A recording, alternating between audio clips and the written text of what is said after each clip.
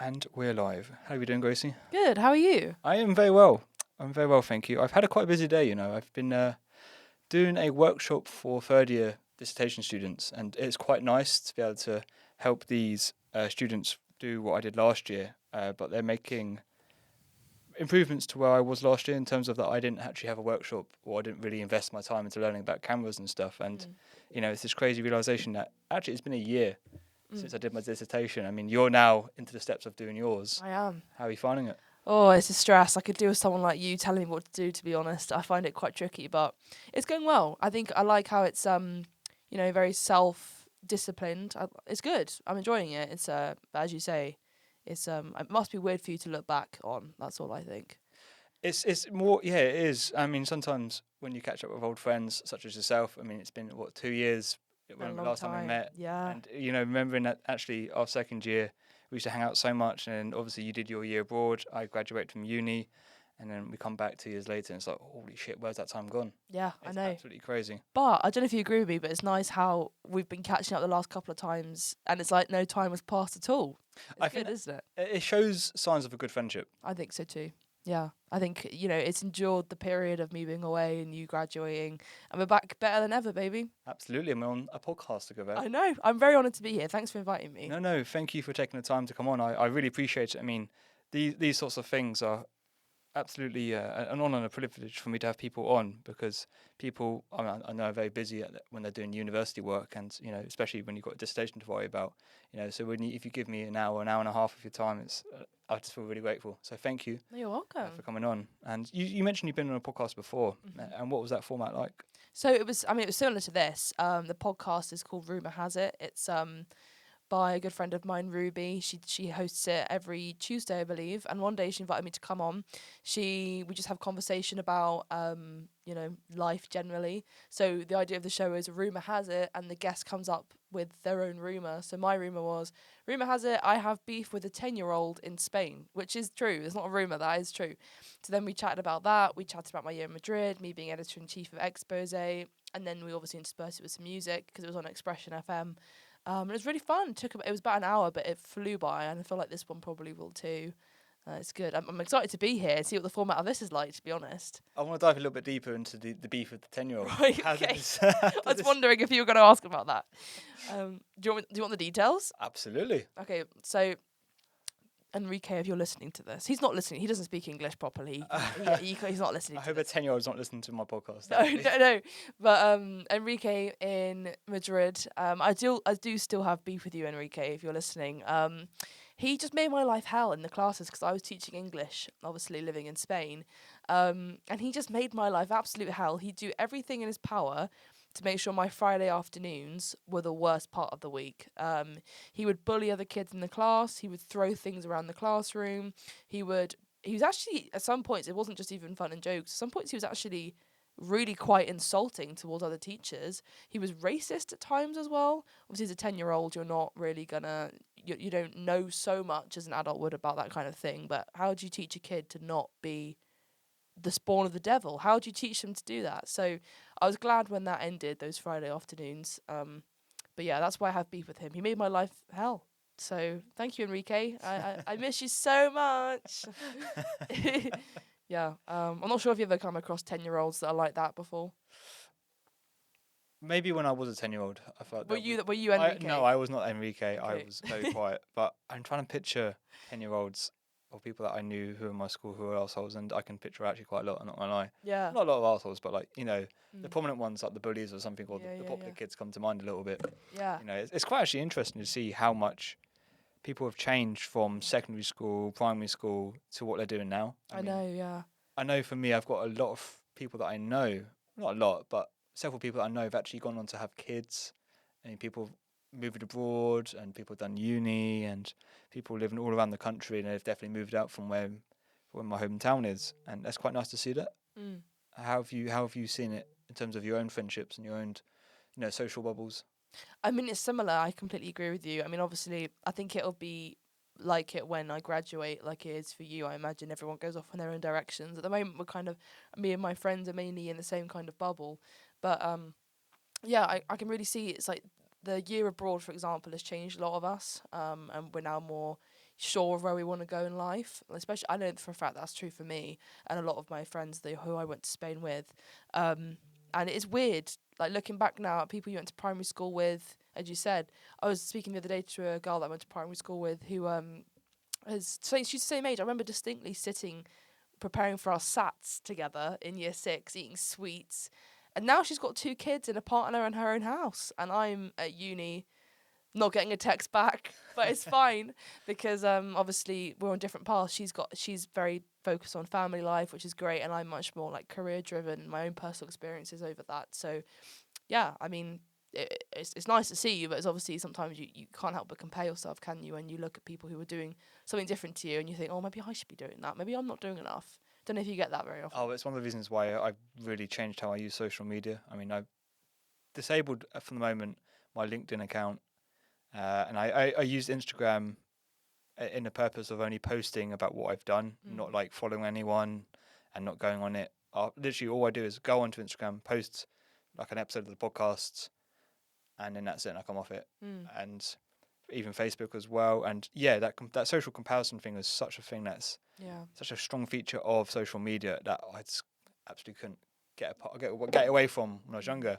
So I eventually had to change how I use social media or just delete it altogether. Yeah, so I'm not surprised. I think it takes a lot to do that though as well. I think like I constantly think about deleting Instagram, but because it's such a tool for comparison to other people, and also keeping tabs on people that you don't necessarily need to be keeping tabs on. It's quite difficult to separate yourself away. Like if you've had, I don't know, if you're no longer friends with someone or if you've had a breakup, you still have access to their life because you still follow them on Instagram or whatever platform it is. And it's so easy to just not remove them from your life. Whereas if you are very frugal with the way you use social media, it's easier to focus on yourself and not be comparing, I think. I'm sure you'll agree with me. It's also weird to think that maybe someone that you've dated or someone that I've dated is actually watching this right now as we're talking. How weird does that make you feel? If you're watching, I hope you're doing well. Yeah, I mean, maybe. I don't know. How many listeners and watchers do you have? Probably about one person. It's just gonna be me. I'll repost it and see who listens to it. But I mean, if any of you are listening, I miss you. I'm not gonna direct that at any of you. I just miss you all. There we go. I hope you're all doing well. Hope you're all doing well.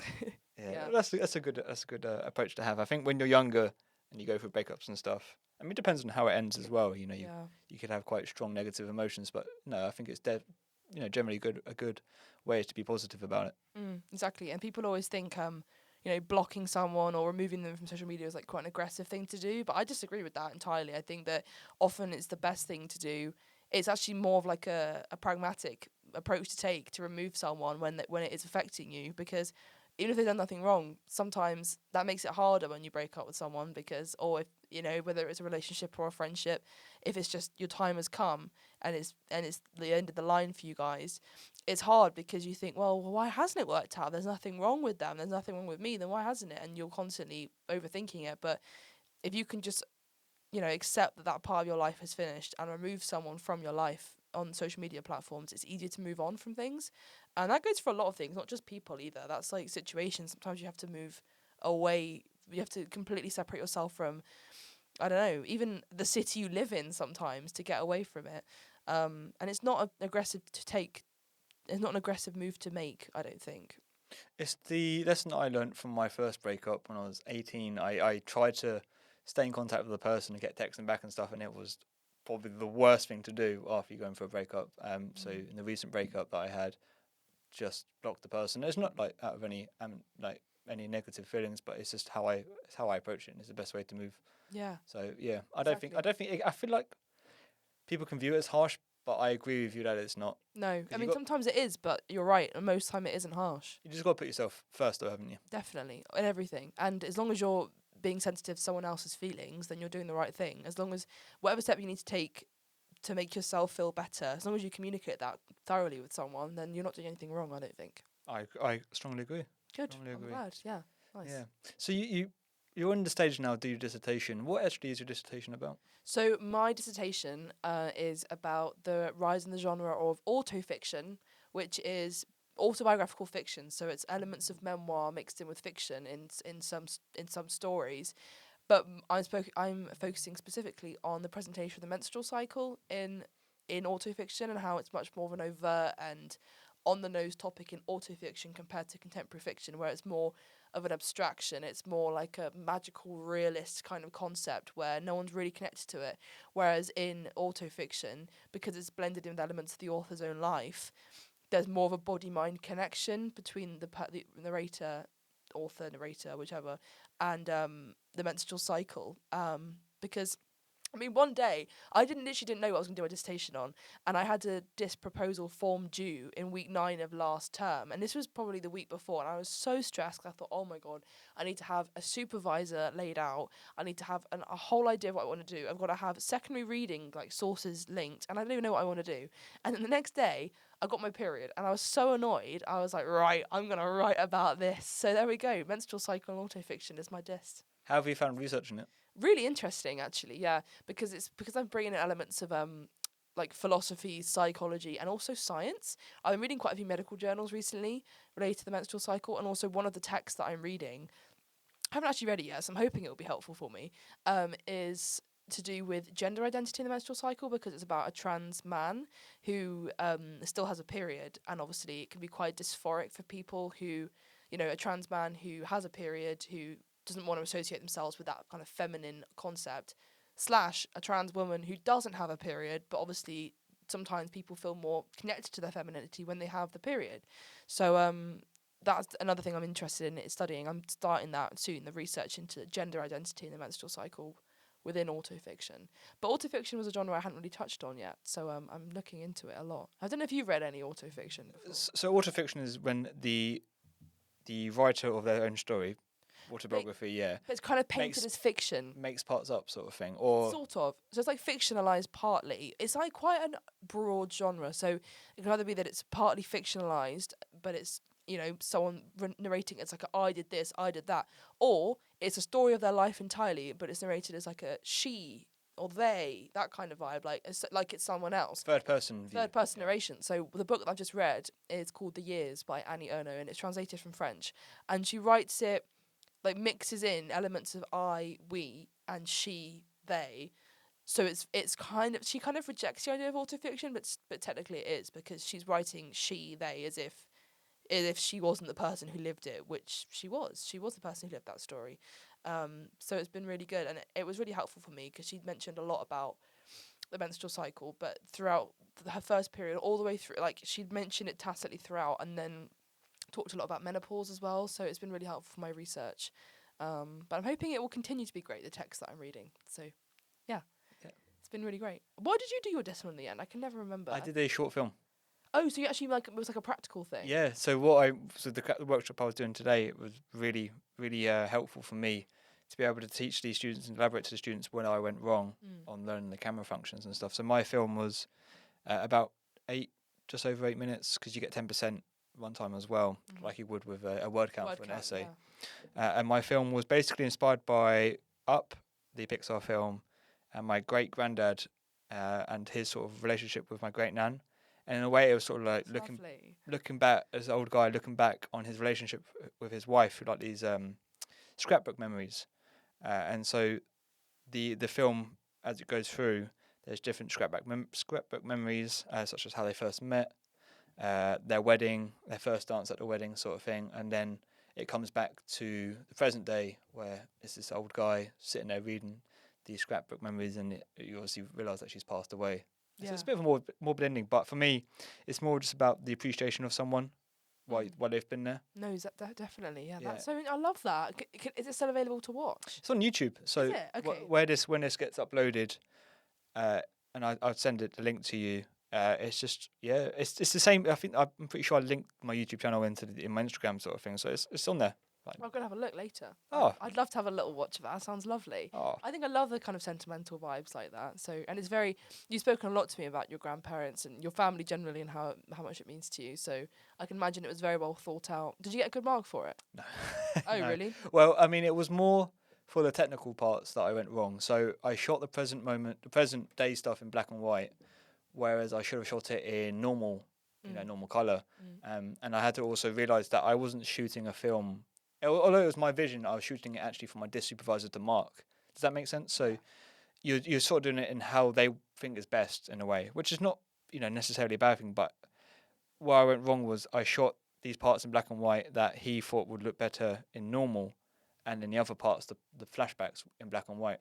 So had I done that when I had my rough cut, so you get a rough cut screening, it's basically like they look at your film and they say, oh, this is where you can go better, this is what I like, this is what could be done better.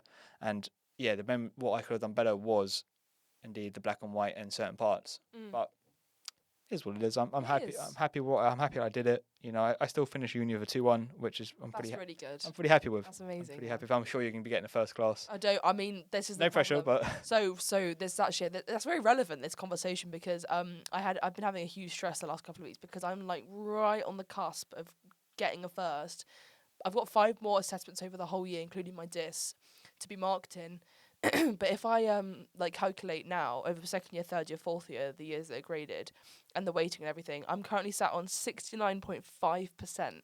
holy shit. So I need to really do well in all my other assessments, and some of them are the ones that I just don't think I can. Like, so that's why I'm stressed. I don't know if I'll be getting first class, but you know who will be listening to this when I tell him? Harry Craig will be listening to this. Harry Craig told me the other day that uni, because I was stressed, I was like, oh my God, I'm so close to first. I'm going to be so annoyed. What happens if I don't get it? What happens if I'm so close? He said uni is about so much more than the grade that comes on the paper at the end. And it's so much more about the experiences and the lessons you've learned while being there that matter more. And I like to think that a 2-1, first of all, is a good grade on its own. But with my year abroad in Madrid, being editor-in-chief of the paper, winning Best Journalist in the Southwest, all these things I've been able to do because of my extracurriculars. But don't forget netball team as well. Exactly. The netball is the reason I'm getting a 2-1, guys. You heard it first. Don't play netball. You'll get a 2-1. What you're saying. And I think I'll be happy with that, knowing the experiences that I've picked up throughout my time here. But it would be nice to either get a first or to get a 2-1, but not be close to the first, because I think it's quite frustrating, isn't it, when you're nearly there but not quite. So yeah, I either have to do really well in my assessments, or I have to absolutely flunk them and then get my grade back average lower, so it's a solid 2-1, so I don't feel so silly for being really close to a first. I'm like 0.5% off. It's so annoying. But yeah, a first is not all it's cracked up to be. I'm sure you'll agree with me. Yeah, I mean, I wouldn't know. I didn't get it first, but I 101% agree with what Harry said about the experience of uni. You know, especially the committee and society stuff. I mean, that's so much more applicable to life after uni. You know, you can get a first, but if you've got a first and you've had no experience of, you know, extracurricular stuff, or even doing any internship or doing a year abroad, you know, that's going to look far more. Yeah, you know, exactly. And if I'm going into the field of journalism and being editor-in-chief of the paper, obviously that takes a lot of my time. So that's probably, if I, didn't do that, I'd have loads of time to study. But also, it's provided me with so many opportunities for interviewing and building my writing skills, a good portfolio, entering the SPAs and winning awards. And I think that going into the field of journalism as a career after I graduate, that it will look more attractive to employers than just a first class degree on its own. You know what I mean? With nothing else, because you've got no, what they called, I know the phrase in Spanish, but I don't know it in English for some reason. Applicable skills, like skills that you can apply elsewhere. What's it in Spanish? Habilidades blandas, I believe. Which literally means bland skills, but I think it's like skills that you soft skills? Yes, soft skills. Skills that you can apply elsewhere, right? Like vocational kind of things. Yeah, sort of like research skills. Yeah, and exactly. So things that, not like the academics, stuff that, like people skills and writing skills and speaking well and things like that. And it's public speaking. None of that can really be proven by a first class degree. You've got to have the other bits around it that you've done. And if you haven't done them, then you can't prove it. That you can't prove that you're good at those things, is what I think. And that's something that I would always tell people who are looking to go to uni, or my advice to any first years is get stuck in with the committee and society stuff. I mean, it's even better in your first year because you get a feel for what societies you like, and you don't need to worry too much. I mean, you got to worry obviously about your grades and actually passing for that, but it doesn't actually count towards your degree at the end. So, get stuck in with the society stuff. I mean, for me, I far more enjoyed the society stuff and the people I've met, the memories I've created with them, as opposed to all the studying or lack of studying that I've had as well. And do you know what? In a weird way, I will be quite honest, I didn't actually study as much as I could have. And the fact that I got 2-1 with the lack of study that I did and put in, sort of shows really actually, how you can sort of get away with it in a way. And it's not me encouraging people to do that, but it, in a way, it's weird because I didn't always go to class as well and didn't always do the reading, and the fact that I still finished coming away with a 2-1, I'm pretty impressed with it in a way, but also a bit like, actually, it's not. You don't need to study or worry about it so much as people think, or like that pressure you get before you go to uni, or that Exactly. preconception, if you know what I mean. Exactly, but that on the flip side of that, my not issue, but my thought on that is, well, me getting a 2-1, great if I'm like on a 69.5%, but then people who don't do any work at all could scrape a 60. You can scrape a 60 basically by not doing much, and they're getting the same grade as me. But obviously those people aren't necessarily having the extracurriculars that I'm doing, for example. So they're getting a 2-1 and probably nothing else. They've maybe been part of a sports society or something. But I'm getting a 2-1 and I've done all the extra things. But you're right, like, you don't have to make it your whole life to get a lot out of it. You just have to, try your best and get good balance with life as well. Sometimes it's more important to take care of your mental health, your physical health, your emotional health than it is to do the reading for the seminar. And I will just put it out there. I think that's the case. So, yeah. Yeah, I remember several seminars I've turned up to and winged and absolutely bullshitted my way through, and did like Avenger speeches, and just absolutely blasted my way through. Have no idea what I was talking about. It was literally just ChatGPT, or just Literally looking at ChatGPT. points from the reading as we're going through the seminar notes, and I've got away with it. Honestly, I get that. Actually, ChatGPT, I was discussing with a friend the other day. Do you know the concept of hear me out? Someone that's your hear me out? Never heard that before. Oh, you've never heard, mind you, you're not on social media, you probably wouldn't. This is probably a good thing, you haven't heard of it. Hear me out. So people will know about this, but a hear me out is someone that you have a bit of a little crush on, but it's the weirdest person or thing to have a crush on. So some hear me outs, for example, common ones are the fish from Shark Tale. You know, that kind of vibe, like... What, the Will Smith one? The one that Will Smith... Oh, no, the Angelina Jolie. Yeah, the goldfish. Yeah. Who else? Mufasa from The Lion King. Just things like that. But my hear me out is ChatGPT, because ChatGPT always listens to me, always gives me an answer, communicates well, and apologises and it takes accountability. So ChatGPT is my hear me out.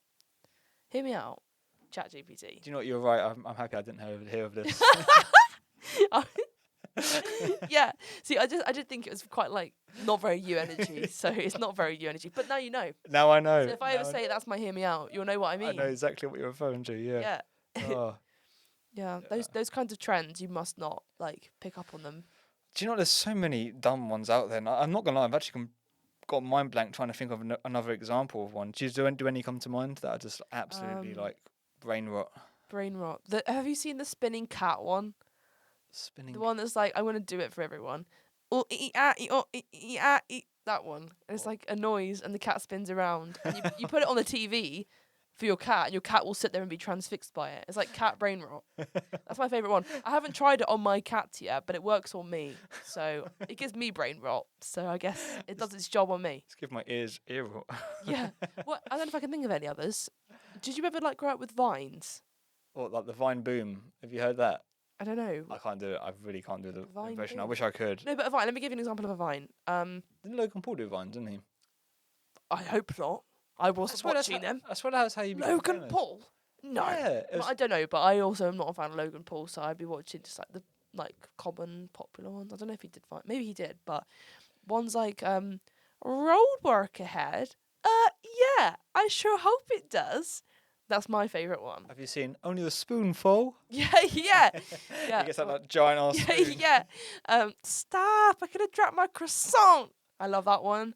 Also, what? I don't know if I can think of any others. Be careful, children. That's a lot of sodium. And there's just like noodles hanging from there's like a interactive exhibition. There's like noodles hanging, and he's like, "Be careful, it's a lot of sodium." And I just love vines. Me and my sister are always quoting them still.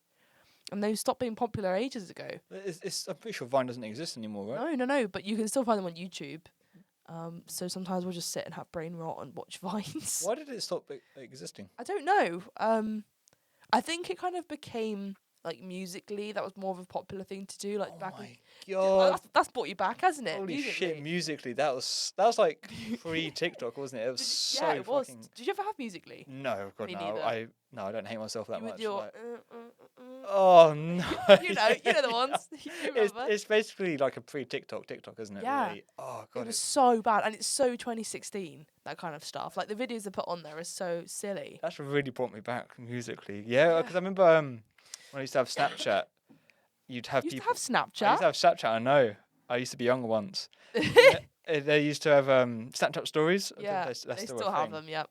And people used to put their musically stuff on it, and me and my mates would sit there and laugh and be like, "What the fuck am I watching?" Yeah, it's still silly. People still make TikToks like that, which I find hilarious. You look dumb. You look stupid. I, What I are you doing? I really don't know what it is. Do you think it's like a lack of self awareness, or it's like Like a brain cells, yeah, like self aware, that's all of it. I think just generally just like socially inept, like that kind of vibe. I don't know, probably quite neat attention seeking behavior. I fear. yeah. And do you know what? I was saying this to my previous guest, or Lewis, who was talking about actually TikTok is a really good marketing uh, platform to use because he does it for his music. He like, have you heard of Zach Bryan? You heard of the country music? Yeah, yeah, yeah. He sort of became very popular because all he did was put him a phone on a tripod, record him playing some of his own songs, and put it on YouTube. And he became famous because of that. But the same sort of thing you can do that with TikTok as well. Mm. You can use this as a way to become viral and to make a career of yourself. And I think it's got its aspects like that, which is really good. Or you have like fitness influencers that can actually do good and actually promote good parts of the gym. Or they are definitely on the downsides, that sort of stuff as well. With what is it like selling shit that doesn't actually help you at all, Yeah. or just giving you terrible gym advice. But anyway, yeah, it has its good features, but it also has stuff like that, like the I the know. musically component, which That's the thing with social media. Like I get a lot of good stuff out of social media. I learn a lot about current affairs. You learn a lot about, people are on there giving good sound advice that are like scientists, for example, psychologists. I've learned a lot about the idea of like attachment styles and my dealing with my own anxious attachment to people. Stuff like that is really helpful on social media. But you've also got a lot of rubbish, as you said, things that promote like people promoting awful brands or you find yourself comparing yourself. So it swings and roundabouts of social media. You can keep up to date with things very easily, and you can learn a lot about yourself. But you can also start hating yourself, and that's not what you want to do. So really isn't. I No, honestly I really respect the fact you don't use social media for that because I think people would be much more secure in themselves if they weren't using it. I think you'll agree. 100%, Yeah. 100% would agree. It's quite interesting you mentioned about finding about your anxious attachment style, Mm. and what made you want to look into that? Was it just more understanding yourself I think in terms of relationships and friendships, or yeah. So I had a really really like toxic kind of situationship with someone just before I moved to Spain. And at first I thought, oh my god, this man, he's literally the one for me because he was like clever. He was intellectual, not emotionally clever. He was intellectual though, and I also obviously fancied him a lot. So I thought this man is obviously perfect. No, he was one of probably the worst people I've ever met. And I don't say that about people because I'm not like the kind of person that's like, oh, I have a psycho ex. 'Cause I'm not that person at all. None of the other people I've ever dated have been like that. He genuinely was the issue. He was. And he recognises that. Just not apologetically to me. Anyway, so I reacted quite badly to a whole ghosting situation that he, did. And I was just moving to Spain, so kind of everything in my life was falling apart a bit because the visa, I was having problems with my visa, and he was ghosting me. But I thought, my God, no, this man, I must messed up. I must be the issue. So I'd be really upset. I was very anxious for a long time, and I thought, why am I like this? Why am I making his issues and his personal problems my own problem? They're not. I can't burden other people. I can't shoulder other people's burdens. That's what I'm trying to say. So I looked into it and I didn't realise, but there's a whole idea of attachment styles, and I really resonated with the anxious attachment style because it's the idea of you worrying in conflict that people hate you and that you're the worst person ever and that you cause all the issues. And attachment styles, along with the others, they all stem from normally from things like childhood trauma, and don't mean like really extreme trauma, but even if you were like a peacekeeper when you were growing up as a child in your house, if it was quite a high tension household, you might find yourself trying to shoulder everyone else's burdens as an adult, which is what I was trying to do with him. And he wasn't respecting the fact that it wasn't my fault. He was taking everything out on me, something that had happened to him that was very horrible, but it wasn't my fault. And therefore I moved to Spain and I thought, I've ruined everything. I must be the most insufferable person ever. I'm never ever going to experience love. Which is wrong, because love is around you in abundance, not just romantic love. And I healed, and I'm a much better person than I was back then, and I recognise I still slip back into my anxious attachment quite often, but it's helpful to know the triggers, and that's what social media helped me with, was understanding this is how you react because you were anxiously attached, because of this that happened when you were a child. This is how you can try and rationalise it and not do it so much. So I'm much better now at not doing that. I still slip back into it, but people that I've dated since then have been much more communicative, so it hasn't really been that much of an issue. But I think everyone needs to look into their attachment style and act accordingly, I think, because as much as a phrase that I love is, even if childhood trauma or whatever the issue that happened to you, even if that wasn't your fault, it's your responsibility to act accordingly and to help heal yourself. No one else can heal you the way you can. So, if you find yourself being quite avoidant in situations, or anxious, or a mixture of both, or any other emotion, you need to try and workshop it so you don't take it out on other people, is what I think. I don't know if you've done much looking into your own attachment styles. I've read a really good book called Attached. Funny enough, I completely forget what the authors are, but they really go in depth, similar to what social media does, and they offer it through like a therapist sort of point of view, and it's absolutely fantastic read. Very, very much eye opening into your own mindset and how you approach your dating life, and even to an extent friendships as well. And yeah, it was like holding up a mirror to yourself, and you're like, ah, shit, I need to deal with those issues and deal with those problems. Yeah. And you know what, being self-aware is the first step, and obviously taking accountability for how you approach it as well. I mean, I've definitely been anxious in both my last relationships, and I'd probably say most of my dating life, really. And yeah, I think that really comes from understanding that I sort of suffer with like a low self-esteem sort of thing. Yeah. And reading that book has really helped open my eyes to it, sort of thing. And yeah, it can be quite daunting, but I think in a way it's also worthwhile, because that's how you sort of avoid the pitfalls of terrible relationships. I mean, for me, one of my life goals is to avoid having the same marriage that my parents had. I mean, they're divorced, so that's Right. obviously that's Okay. a big giver there. But having the way that I grew up and how my mind it has been when I was younger, I don't want that on my kids. No. So a good way is to first begin by understanding myself and how I can change, and look at relationships and how I can change in relationships, sort of thing. Yeah, no, So I completely agree. And as you say, it's quite daunting at first to recognise things in yourself that maybe aren't so healthy in relationships. But when you can recognising it is a first step to fixing it, I think. And also when you have, I always think as well that an anxiously attached person can be made to be securely attached with the correct communication from partners. I have always said, and I've had this experience before, for example, the guy that I was seeing after this experience, when we were talking still, when we were when we had a little thing, he never ever made me doubt that he liked me and that he wanted me around and that he, respected me, because he told me with his words and his action showed it. So I always think that anxiously attached people just need a little bit of extra reassurance, and which shouldn't be too difficult to give out if you like someone enough. It should not be hard to tell them that. Like, it should not be, if you're in a relationship with someone and you're reluctant to give out reassurance. but it's also, relationships are very complex as well. They are. And as well, I can understand the other side of it, avoidant people maybe struggle with expressing their love and their gratitude so easily. And that's not, I would never blame an avoidant for that, because everyone has, these experiences from the past that they carry with them. But I think if you can communicate well with someone, to tell them, oh, I need some space for this reason, I don't hate you. That's kind of sometimes all it takes, rather than just leave and not tell someone why you're leaving. You should give them the respect. You should show them enough respect to be like, I really need some space right now. I will come back. I'll speak to you again soon. It's nothing to do with you. Or if it is their problem, we will talk about this again. I just need some space. Whereas some people would just think, no, I don't owe them that. But you do owe people basic accountability, I think. I'm sure. Because you're a very accountable person. I'm sure that you... I'm far from perfect. No, of course, so am I.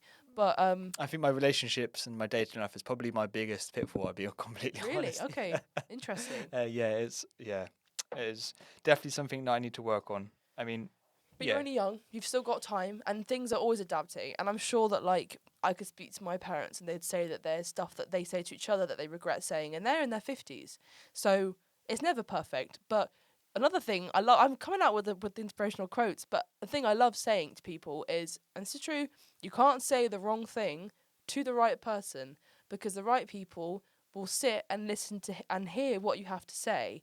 And if you can explain yourself well enough, the feelings that you feel, the right person will act accordingly with that, and they will treat you with the respect that you deserve, and you'll never have the big old, oh my god, they ghosted me, or oh my god, no, they absolutely hate me now, because your projection of anxiety or avoidance will always be understood by someone who knows your mind or wants to know your mind, and they'll want to hear you out, is what I think. Personally, I have many close friends who, I've probably upset at times by accident, and some people would probably just be like, no, that's it, I've had enough, I'm off. But the right people will sit and listen to you and want to understand why you've come to that kind of conclusion. So you can't say the wrong thing to the right person. If you're a good person, which you are, you can't say the wrong thing to someone. Oh, thank you, Grace. It's very nice of you to say that. No, I'm right as well. I'm right, I promise. And again, bringing him up, Harry Craig, my best friend. There's times over the last couple of weeks where I've been quite highly strung because I've been quite stressed with a lot of going on in my life, and I may have said something that I, didn't really mean, or shouldn't have said the way I said it, and he's called me out and said, that's kind of upset me a bit. You obviously naturally feel really guilty for upsetting someone, but then when you can explain the way you feel, you can come to a conclusion and they can help you out. So everyone needs friends / partners / family members who do that for them, I think. You seem to be very close with your family. I'm sure that they do that, especially your grandparents, you say. I'm beyond lucky to have my grandparents in my life and to even be as close to them as I am. And definitely my dad, brother and sister, as I've gotten older, and my mum too. Yeah, we've definitely come closer over time. And yeah, I think it was going to uni and really getting that independence from them, and that really makes that, what's that saying? It's like time apart grows the heart fonder. I think absence makes the heart grow fonder. That's exactly that. Yeah, the phrases come out of me. This is going to be the cliche podcast. Yeah, this is the cliche podcast. We were going to make it an ASMR one, but then I thought, I was going to whisper on my answers. Please don't do this. Yeah, no, but I get that. Like, as well, you can get closer to someone the more distance you have, I think, sometimes, especially with family, when you've grown up with them and you were spending every waking minute with them, especially like when you were younger, you went to school, etc. You clash. But when you have a bit of distance from your family, I think it makes you respect the time together, doesn't it?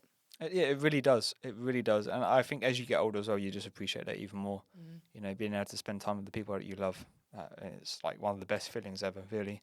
And it really is where I feel, not sorry, but I have a lot of sympathy for those who don't have that, who are not fortunate like that. I have a friend at the moment, bless him, who lost his father recently, and then he's going for a divorce at the moment as well.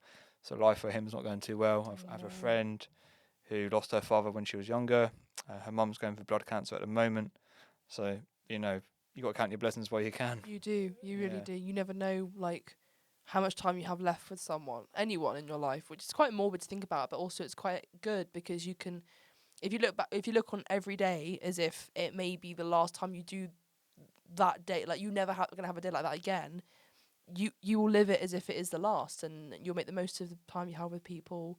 So yeah, I mean, I think I was inspired with this kind of way of thinking last year. I don't know if do you watch much Netflix or not? Soundtime. What did you see on Netflix? Talking about One Day, the series One Day. I heard of it. Amazing. You have to watch it. It is so good. It was originally a film with Anne Hathaway many years ago, probably in the 90s. You're allowed to take a sip of water, by the way. Oh no, if you have a dry throat. I mean, it's not even dry. I'm just at the end of a cough. I don't smoke cigarettes all the time. I just You're not have. Phil Mitchell or anything. I'm not Phil Mitchell. Get out of my pub, like Peggy. No, I've just got a bit of a cold. But yeah, no, it's really good, and it teaches you so much. The lessons you learn from it teaches you so much about like making your feelings known when you feel them, rather than waiting for some time to do a certain activity or tell someone how you feel. You should do it there and then, because you never know when it might be too late. You shouldn't be saying one day. You should be doing it now when you still can. Don't leave it till it's too late. And it's a kind of lesson that you can learn from lots of things. But that series really just hammered it home for me. And I was living in Madrid when I watched it, and I was really. The year in Madrid was a very, very cathartic year generally for me. So it taught me a lot about making the most of the experiences that I had out there and really grabbing the ball by the horns. So if you can find time to watch it, I would say go for it. It's very good. Going back to Madrid, what was the highs and the lows for you? Oh my god, the lows were moving out there. I think like it was a really, really difficult time in my life. Probably mentally the toughest strain I've ever had in my life, moving out to Madrid because of the visa issues I had and the man that left. Like kind of just in the lurch I was with everything in my life, and I was leaving everything I knew behind to a city that I didn't know anyone in. So, and then obviously bureaucratically it was a nightmare trying to get my bloody foreigner card, because all the steps you have to take now that Brexit's happened are just ridiculous. That was definitely the low. The high, there were so many highs. So many. There was too many to name.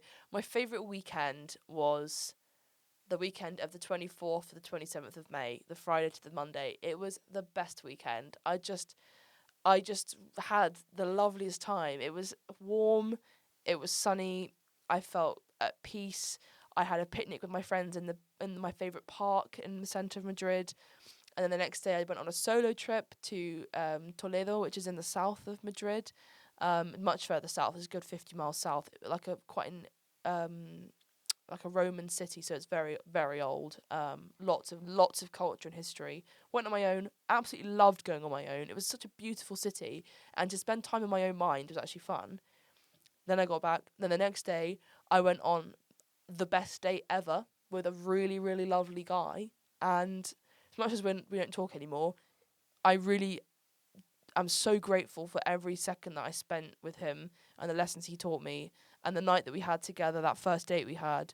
It was just an amazing weekend. But there were so many weekends like that in that vibe. I think I just managed to squeeze the joy out of every single day I was there.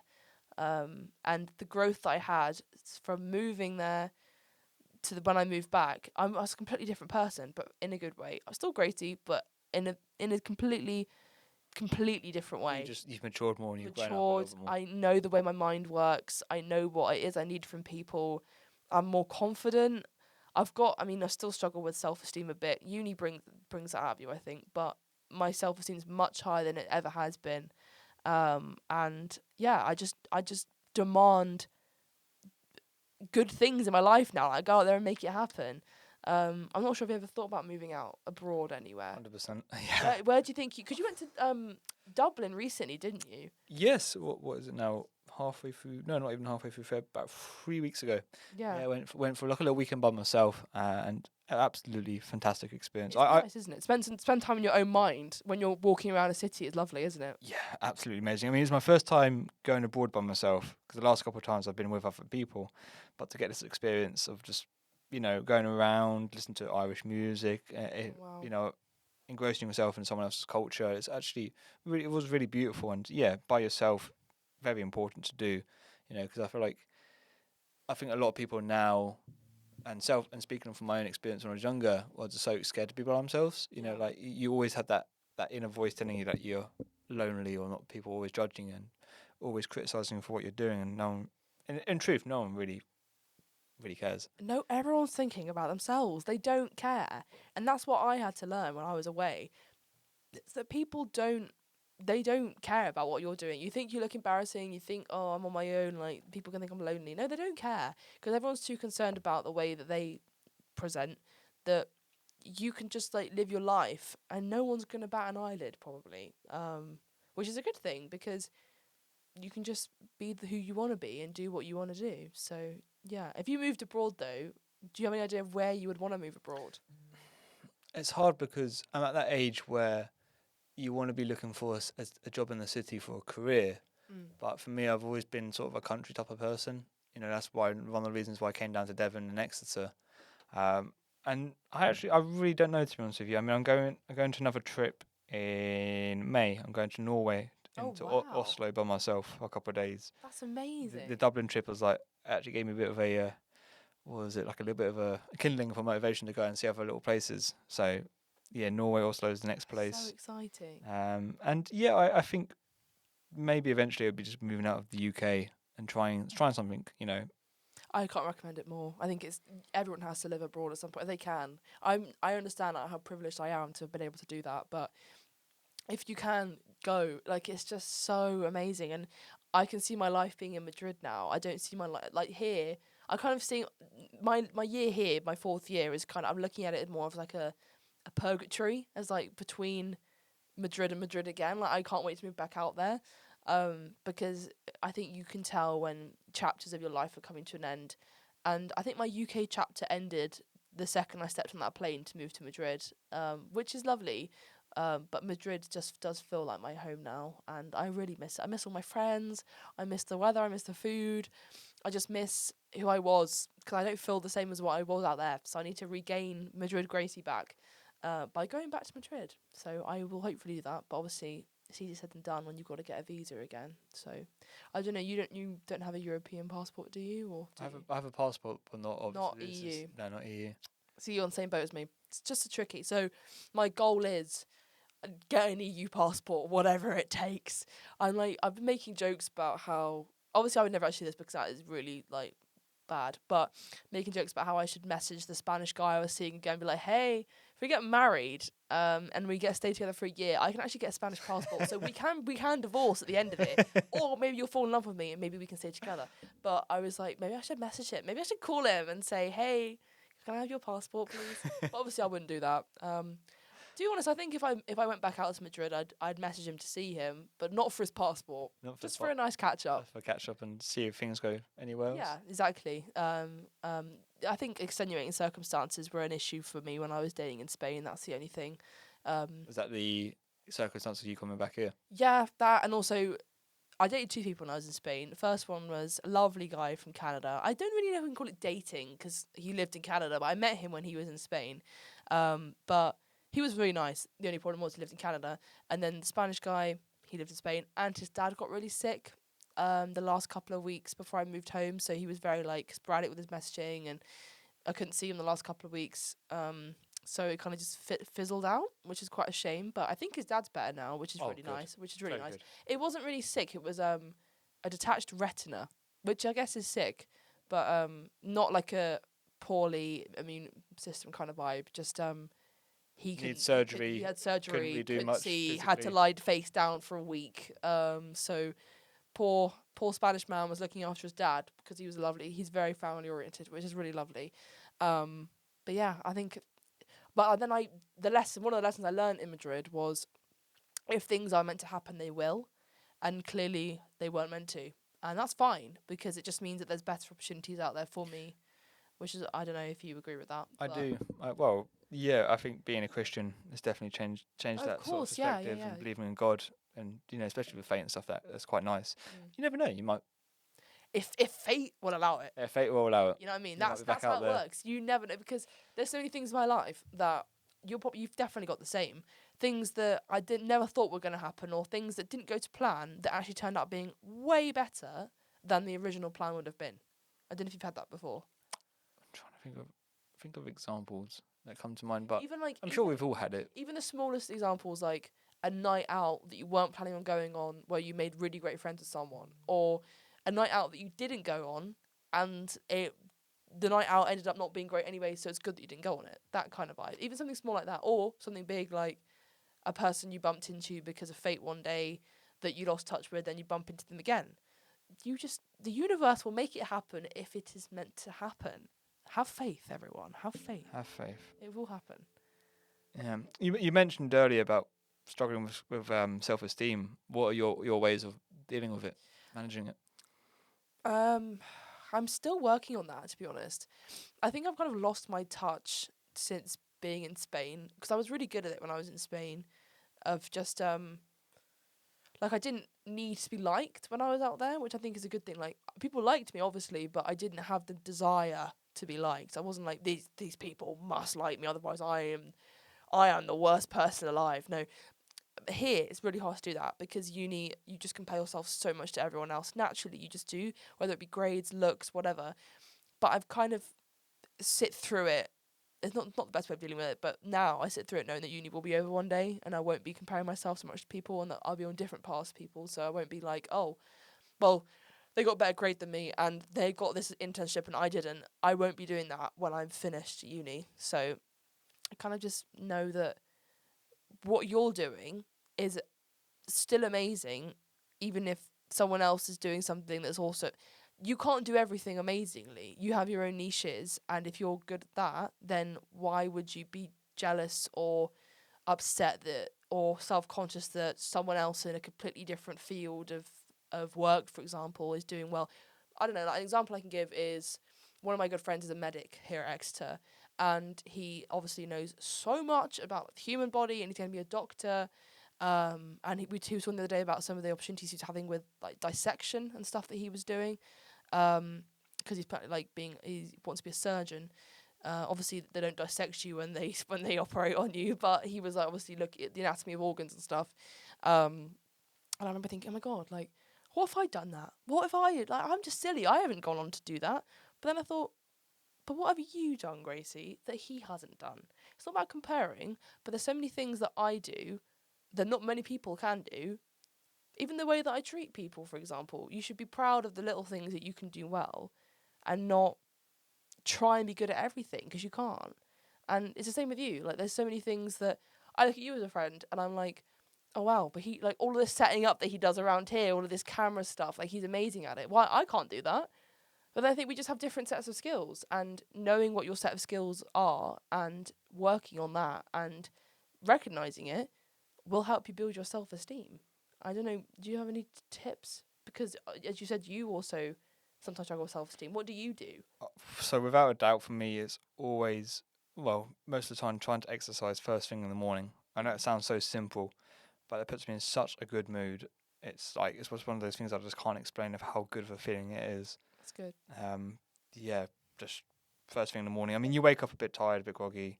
Even if you get a good night's sleep, and you walk to the gym, you go for your workouts, you see your friend in there, and you walk out and you feel on top of the world. Mm. I'm not gonna lie. And definitely the social media change has been absolutely huge. I mean, I remember when I got into LinkedIn, I think it was like my second year. Love LinkedIn. Yeah, Big up. I started using it just as like my CV and stuff and posting on there.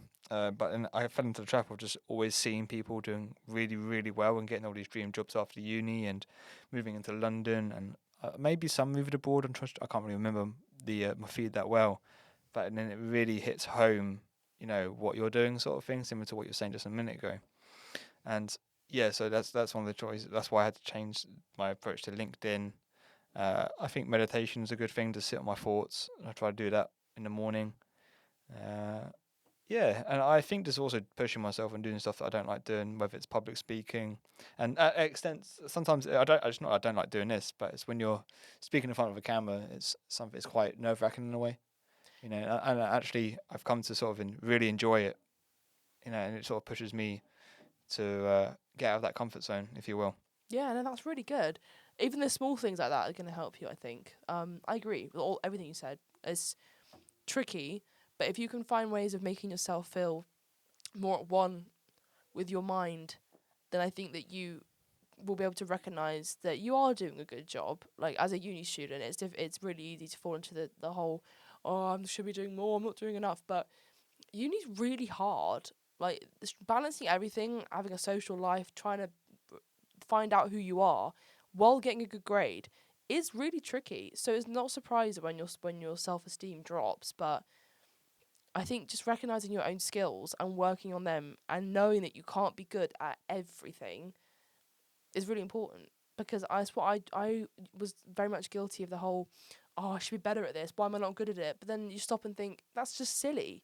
Why would I be good at that when I didn't like study that at school, for example, or I've never read that book? Why would I know? You can't know everything.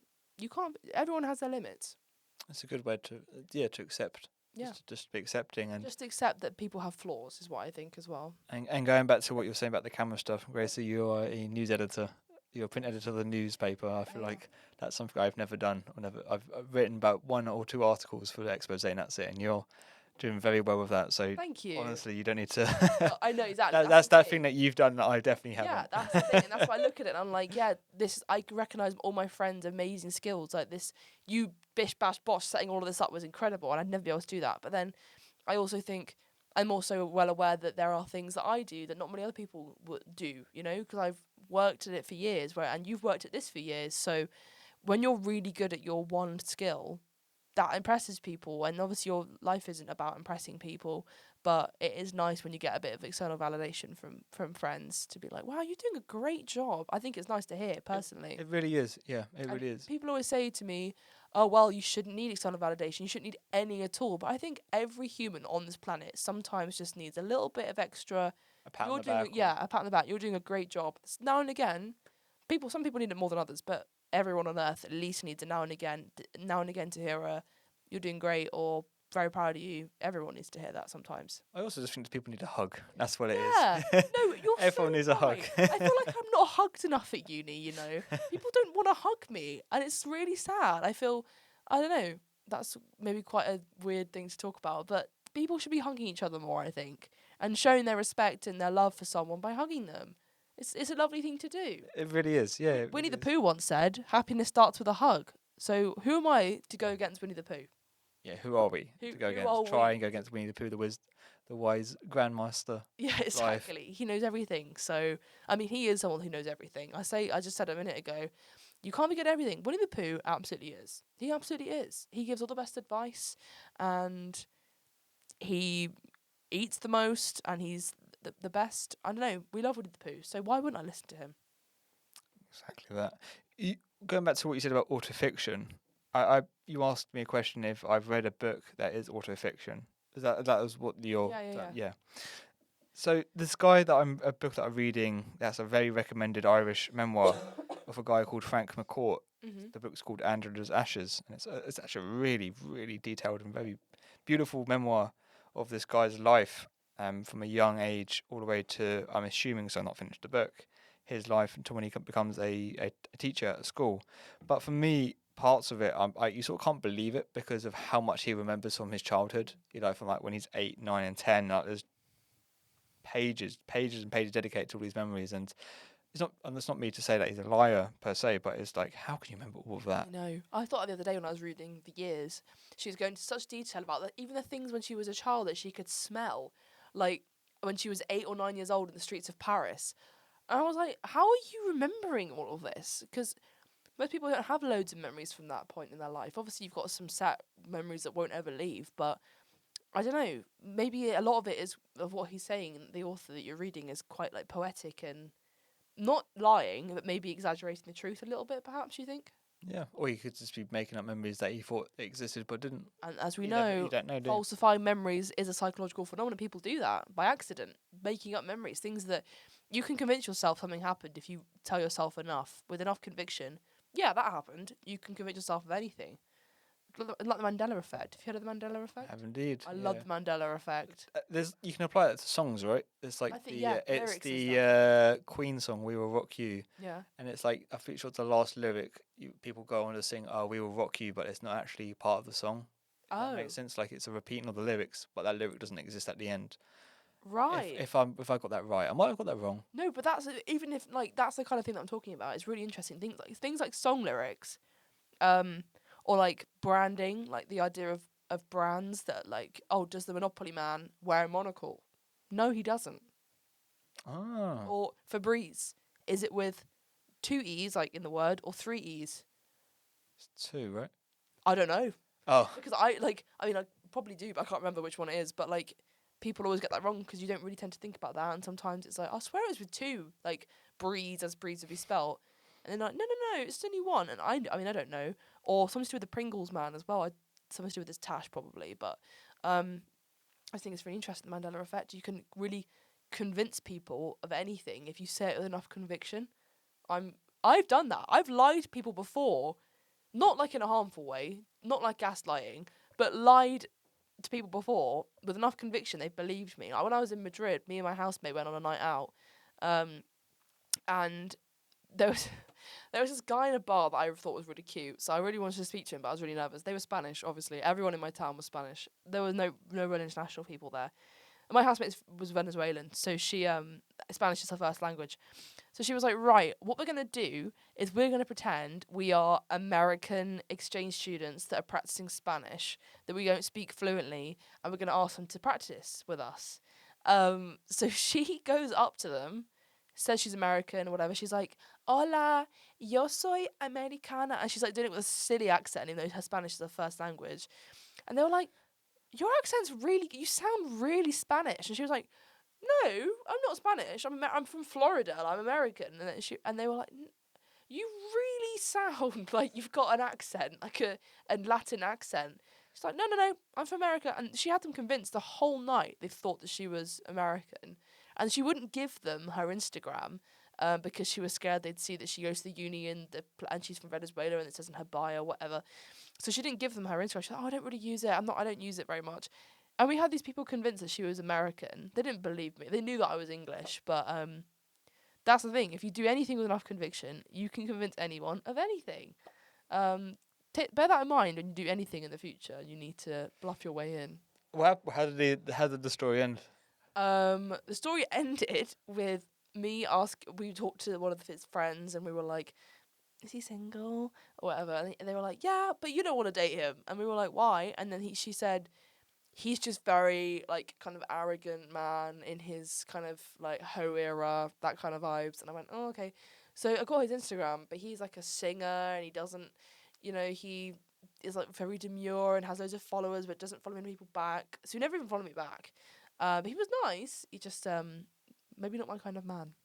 But that was April. I remember that night very well. It was very fun. And then after that, we made a point of pretending we were American to people for no reason at all because it doesn't harm anyone. It doesn't harm anyone. So I really think it's just good entertainment, isn't it? Yeah, exactly. What I mean for me, it was to see her trying to pretend that she wasn't Hispanic was hilarious to Hispanic people.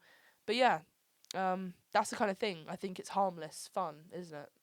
You must have fun travel stories from Dublin. No, did you meet anyone cool when you were in Dublin? I did go for a drink with a lady. Oh, did you? Yeah. How did you meet her? So, go back a couple of days. I turned up looking for a place to eat in a pub, and I had no idea that there's this thing called Tradfest, which is traditional festival, and it's basically a thing. So sorry. No, if you're okay. But it's this thing called traditional festival, which is basically just a couple of days in Ireland of traditional Irish music, country, folk, bit of rock and pop sort of stuff, hosted and created by local Irish artists. And this could be song covers of songs, could be famous songs, and it could just be people singing their own songs. Anyway, fast forward after I found out about this, and I've turned up to one of these events. I get given a brochure to go to and to see where the other events and where they're being hosted. So I come back the next day and I go to this different place to see the same guy because I really, really liked his music, and I got to meet his mum and his mum's partner because it was like a small, intimate crowd. And she said, "Oh yeah, we're performing at the hotel tomorrow." And I was like, "Oh, I'll come along and say hi," sort of thing. So we did, and I remember watching. I sat down. A couple of minutes in, they're about to start their set, and this lady walks in, says, "There's a seat taken," sits next to me. Start making making conversation and stuff. Start flirting a little bit, and then I ask, "Oh, would you like to go for a drink after?" And then we go out for a drink, and yeah, that's sort of it. We just flirt a little bit, and it's one of those like holiday fling sort of things. So fun. I mean, nothing came of it. No, like Did you like one night stands or get anything. her number or anything? No, I'm pretty sure she was a bit much older than me because she referred to her being in like her 30s and stuff. Okay. Yeah. Right. Well, that's fun. And I'm not gonna lie, I did go in for a kiss, but I got rejected. So. No! Oh my god! Wait, no. You have to relay this whole kiss to me. Go on. Tell me how it happened. I were you next to her? I pulled her in, and then she just went for a hug instead. Said no, I'm sorry. But you know what? I do not regret it. You know, I, No, I, no. I laugh at it, and you know, I shot my shot. You will never know unless you shoot your shot. You never know. You have to shoot your shot at these kinds of things. That's so fun. I'm not She gonna. rejected to kiss. You're actually the first person I've actually told Really? this on the fucking podcast as well. Were you? Now everyone knows. Everyone knows. Uh, Were you a bit butthurt or not? no, not at all. I knew when we were walking towards the drop off to the bus stop that I'd absolutely rather go for it and get rejected than regret not doing it. Because look, Honestly. you'd be sat here right now with me saying, "I wish I'd kissed her. I wish I'd done this." At least you know now she didn't want to kiss you. It's better than not knowing anything at all. Exactly that. You're never Exactly gonna know unless you make your move. That's what I learned living in Madrid. You have to make your move. You have to let people know that you're into them. Otherwise, you'll be sat there thinking, well, "I wonder if they like me. I wonder if I could have done that and that would have happened." Don't leave any room for what if. Don't leave any room, and you'll find. And that's what you did. Although it might have been a bit awkward at first, at least you know. At least I tried. At least you tried. I'm sure, regardless of the kiss or not, it was a lovely night with her. So It was a nice night, yeah. It was a good laugh. good. I'm really glad. I got to learn about Mormon culture in Utah. Mormon culture. Is she a Mormon? She was a Mormon, but yeah, she Have so you she heard I don't know how to talk about. What am I allowed to talk about on this? I don't know how far into like. just don't become racist like you normally do, basically. I'm not racist, just to clarify, everyone. Have you ever heard of soaking? That's exactly what we talked about as well. Really? Yeah. I was gonna ask you like if she like partook in that kind of activity. She actually gave me details of how it happens. Has she done it before? I think she said she didn't, but you never know. You know, maybe. Was she American then? Yeah, she was an American lady. Yeah, so she Oh. moved out from Utah at 25 and settled down life in Dublin. Lovely. And works as a ultrasound. I think that's what it is. It's ultrascan. Mm. I think it's a nurse or doctor or whatever the practitioner. That's so cool. Yeah. Maybe she didn't want to kiss you because she had a husband. I fucking hope she didn't. Can you imagine if you had literally had a husband and that's the reason she didn't kiss you? You didn't have a ring on, I imagine. No, not that I remember. Not that you remember. Oh, so it could Like- have been you not remembering. Well, like you said, memories. You can falsify your memories. You thought you saw a bare finger, but in reality it was blinged up. To be fair, she was quite flirtatious, so she did have a husband. Yeah, okay. I would be a bit like, oh, I would feel sorry for him. Was she was really flirty but didn't want to kiss. She was just teasing. Yeah. That's so mean. But fair enough from her. Doesn't Yeah, have it doesn't have to kiss. No, does not have to. But maybe she It was kind of fun. I'm not gonna lie, like because I've not actually Yeah. dated since my last relationship. So that's go on It's for like a drink or have like spontaneous, something yeah. that's like a bit fun, you know, a bit Yeah. like flirty and stuff. It was actually really good fun. I bet, yeah, I can imagine. I mean, that's what I felt like when I was on my first date in Spain. And then but I came back and I had a lovely kiss. So sorry to burst bubble. Actually, I Your thought story's better. no, but like it was like the best kiss of my whole life. And I've kissed people since then and it was still the best kiss ever. What made it the best kiss? So the date was already really lovely. I'd only been on one date before that, and that was with the mean man. We'll call him the mean man. Meanie, yeah, we'll call him Meanie, because he was mean, but the others weren't. And so I'm on my date, and I wasn't used to this, but he drove to me, and we went to the bar that was basically right underneath my apartment, which is mad, because I was like, you don't want me to travel to you? And he was like, no, I've got a car. I'll drive to you. I've not a problem. He lives about 20-minute drive away from me. But I wasn't used to that because in my other date with Meanie, he made me travel all the way to Staines. If any of you listeners know about Staines, you know that it's not a nice place. And it's far from where I live, which is really mean of Meanie. But anyway, so I'm on my date. I'm like, wow, this is lovely. And we're having a drink. He paid for the drinks. Not that it was expensive because it wasn't Spain, but he still paid for the drinks. It's the thought that counts.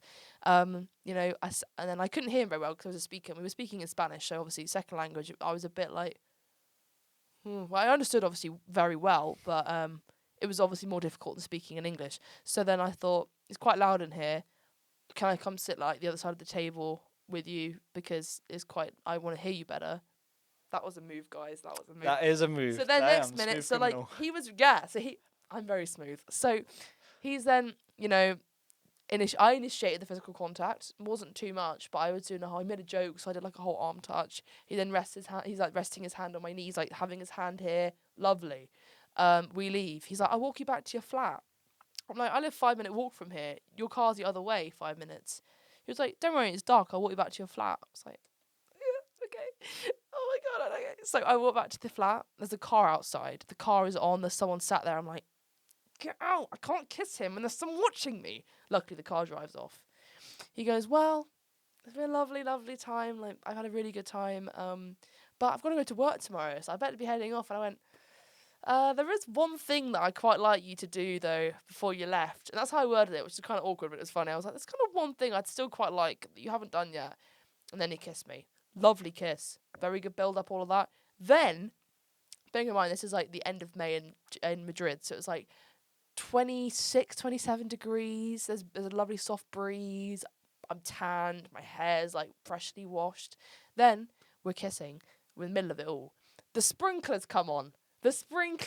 Come on. So I'm there kissing a really hot Spanish man in Madrid with the weather's lovely, and there's like the hiss of the sprinklers in the background. They didn't spray us. They were like, luckily they were like going the other way into the plants.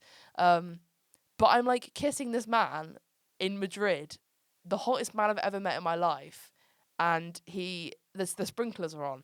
And I thought, this is like a movie kiss. That really sounds like right? a movie kiss, yeah. Because then we stopped because we heard like the of the sprinklers. I'm like, oh my god. So we looked over and he was like, oh, I don't know.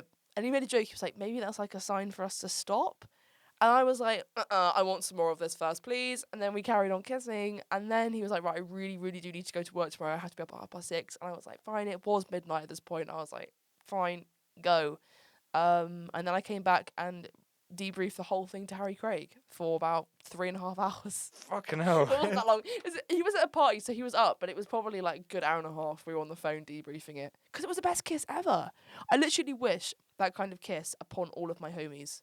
Have you had a kiss like that before? I feel like you'd remember, wouldn't you? Yeah, you would. I will never forget that kiss. I've kissed like 4 people since him. I still will never forget that. That is the kiss you want for the homies. I love that. The kiss I wish the homies kissed.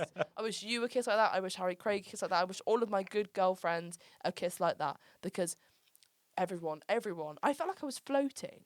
Have you ever come back from a date feeling like you're literally floating? Yeah. And that's when you know it's a good date. When you feel so light and like, I don't know. And people always say, oh, well, you don't, doesn't always have to feel like it went well to be a good date. I'm like, no, I think it does need to feel like a good date to have gone well. Yeah, you'd want to see that person again. Yeah. You get like that feeling like, I don't want to see that person, or I do want to see that person. Yeah, and I think the middle ground is normally a bad sign. People are like, oh, well, that's normally quite good because it shows that like your nervous system isn't like going too up or down with it. But I think that if you come out from a date and you just feel a bit, yeah, it was alright, that's not a good sign to me. It's a fuck yes, I want to go back again sort of thing. And it's like the whole idea of a spark. I get that. Not really like something you should always look for because that is just a sign that you are anxious more than it is a sign that you actually get on with that person well. But you should be thinking, I really, really want to see that person ASAP. I can't wait to see them again. Whereas if you come off a date and you think, doesn't really bother me if they message me back or not, then you know that wasn't really very good. Have you ever had it after a date? You're sort of like, I hope they don't text me back again. Yeah, I've had that. Have you? Yeah, a couple of times. But then they always do text you back. But it's the people that you really like that don't. What is the science? What is the science behind that? What's the fate behind that? It's crazy, isn't it? I know, terrible. So yeah, you're right. I think there's times when you just always think, nah, I'm all right. You can ghost me if you like. I don't really mind. Oh no, what a shame. What a shame. Oh God. But yeah, no. Have you been on any dates other than the Irish, American, Mormon lady? Have you been on any other dates recently? No, I've not been on a date since. Would you class it as a date? It's just going for a drink. Like a half date. Like a half date. I was just class it as a drink, but not since. Right. Yeah. Well, there's time, and you never know who might crop up in Exeter. You never know, do you? You never know. Fate brings weird things to our doors, I think. It really does. Yeah, it's always, I think for me, it's a bit of a gut feeling sort of thing. Definitely. When you want to ask someone out. I've definitely had that in my past, and even if it's been rejected or, it's not worked out per se, it still was going off that intuition, that inner feeling of like, you should always go off intuition. I should go and ask that person out. Definitely. And I felt that before. Like, I've spoken to many people that have been interested in me. Not that there's loads of them, because I really aren't. But whenever someone has, I'm usually like, I don't know if I'm really into that person. But when you have the intuition of, yes, I want to see this person, I have a good feeling about them.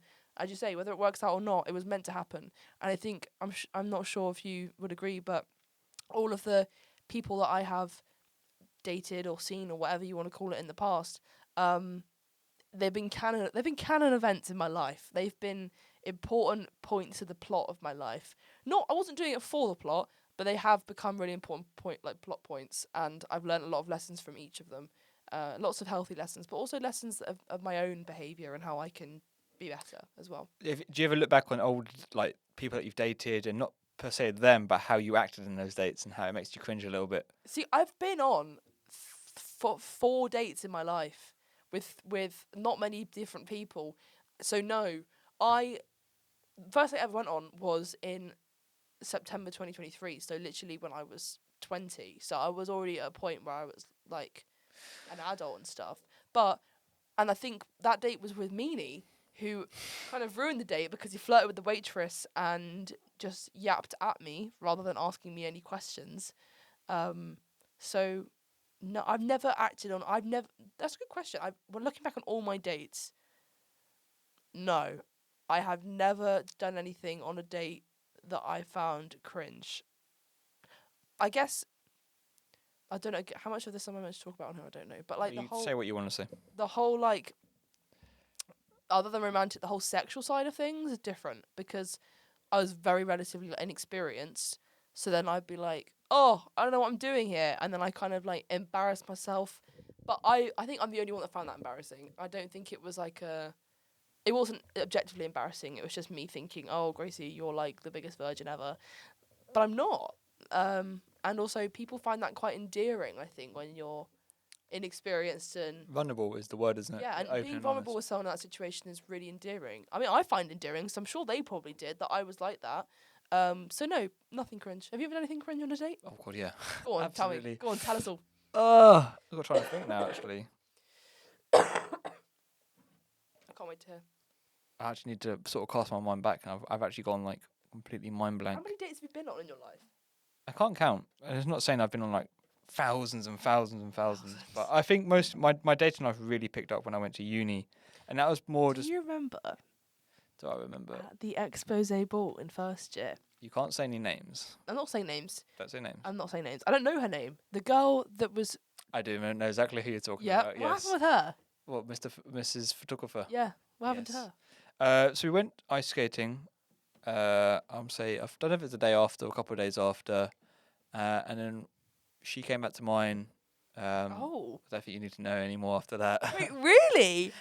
Yeah, but I sort of regret it, because I feel like my opinion on sleeping with someone before they're in a relationship or you've got to know them, I think it's too soon. Mm. Like at first when you're younger, you're like, and as a guy as well, you have like a really high sex drive. You sort of want to do a lot of saucy stuff, should we say? But like when you get older, you actually realize like stuff like sex and stuff is actually a very intimate act, and I can see why people actually save it to marriage. I know that's more of a religious thing, but I have people who are atheists who sort of believe in that sort of thing as well, and I can really see why. Yeah, yeah. I've always found that sex with a partner is far more better than someone as a date. Yeah, no, 100%. I think there's always obviously, as you say, it's primarily it's to fulfill an urge. Like, you'd be surprised. You think, oh, as a guy, like high sex drive, you'd be surprised how similar it is for girls, to be honest. We just don't, we're more It takes you. demure with it. You know what I mean? We're more like, we hide it well. But I think that you're right. And you always think, oh, great, like I'm going with someone, they're going to come back to mine, we're going to have a little bit of fun. But then, you always feel a little bit empty the next day after that, because it's like, well, like again, another Harry Craig special, guys. He said to me, yeah, this is all well and good, like the fact that you had, like, I was kind of like casually seeing someone at the beginning of the year who, you know who you are, you won't be listening, but you know who you are, who actually lives next door to me. Anyway, so that happened, and it was really fun, and it was a really lovely, I learned a lot of good experiences, and I also obviously like missed it when it was gone, because it was like really great, you know what I mean? And I told Harry Craig that, I was like, just really could do with that again. And he was like, yeah, I'm sure you could. But what are you going to do for the other 23 hours of the day when you're not doing that? Because you're not dating him, and he doesn't want to date you, and you don't want to date him. So what are you going to do? You're just going to be sit there waiting for it again. Like, you can't spend your whole life waiting for that. And I was like, true, what do you do the other 23 hours of the day? But when you are engaging that kind of activity with a partner, you then spend more time with them afterwards. You've got that whole build up to it. You've got the aftercare. You've got spending time on dates together. You've got maybe even living together. But casual sex before you even know someone is never as fun. No, Never as fun. I strongly agree with you, and yeah, I think you do have to sort of. I don't think you have to, but per se, but I think if you experience it when you're younger and you realise actually how empty of a feeling it is. I mean, I did it a little bit in first and second year, first half of second year, I'd say, and I was like, oh, this is, you know, just walking back early in the morning, you know, Walk of shame. It is really. it really is a walk shameful. of shame, and you just feel so depressed. You It's do. like, it's a There's- terrible feeling. I know, like, there's no shame in engaging in fun, healthy, safe sex, but it's just not as fun unless until you know someone really well. And I've always found that myself, and as well, you can't even. I don't think you enjoy the moment as well as much if you're not with a partner. Like, as much as it's fun and it fulfills a sexual urge, sex to me is much more than just like the physical side of it and the end result as such. Is much more the emotional side and how you connect with someone emotionally. But if you don't know if you like that person, then you can't connect with them emotionally.